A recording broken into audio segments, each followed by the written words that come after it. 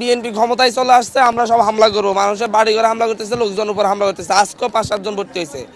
আমি তারেক রহমান সাহেবকে ফোন দিচ্ছি, কিন্তু ফোনে পাইনি। আমি এটা ওনাকে জানাইতে চাই যে হাতিয়ারের তাণ্ডবলীলা বন্ধ হবে কিনা।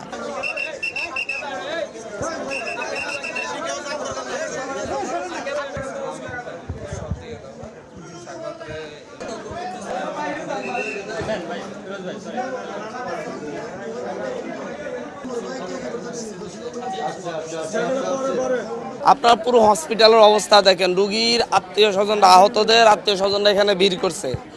আমাদের শখানিকের উপর এখানে গুরুতর আহত অবস্থা হসপিটালে ভর্তি আছে। 725টা বাড়িঘরে হামলা করছে, দোকানপাটে হামলা করছে প্রায় 2 থেকে 250। এরা এই যে নির্বাচন পূর্ববর্তী সময়ে এই ধরনের তাণ্ডব হাতিয়াতে কিংবা বাংলাদেশে কোথাও আর কখনো ঘটছে কিনা জানি না। আজকে আবার বিভিন্ন জায়গায় হামলা করতেছে যে বিএনপি ক্ষমতায় চলে আসছে, আমরা সব হামলা করবো, মানুষের বাড়ি ঘরে হামলা করতেছে, লোকজন উপর হামলা করতেছে। আজকেও 5-7 জন ভর্তি হয়েছে। বাংলাদেশের নাম্বার 1 স্টিল বিএসআরএম। আমি তারেক রহমান সাহেবকে ফোন দিচ্ছি, কিন্তু ফোনে পাইনি। আমি এটা ওনাকে জানাইতে চাই যে হাতিয়ারের তাণ্ডবলীলা বন্ধ হবে কিনা।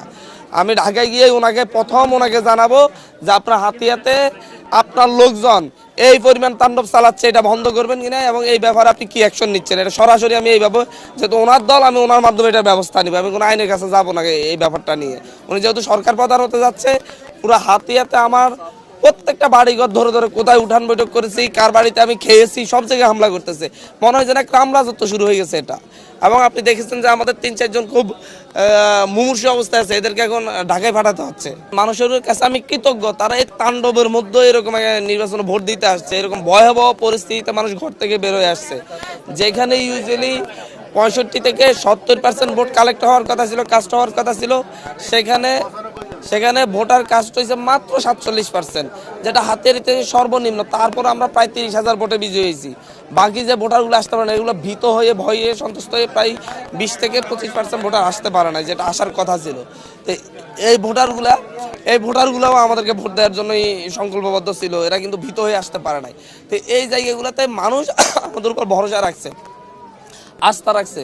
আমরা এই আস্থার প্রতিদান দিতে চাই। আমরা যে মানুষকে যে কথা দিয়েছি, কথাগুলো রাখতে চাই। পাশাপাশি হাতিয়াকে শান্তিতে রাখতে চাই। যে সন্ত্রাসী কার্যক্রম রয়েছে, এই সন্ত্রাস মুক্ত করতে চাচ্ছি। সন্ত্রাস মুক্ত এই লড়াইয়ে আমরা আমাদের কাজ করে যাচ্ছি। প্রশাসন সহযোগিতা না করলে হাতিয়ার মানুষ নিজেরা প্রতিরোধ করা শুরু করবে।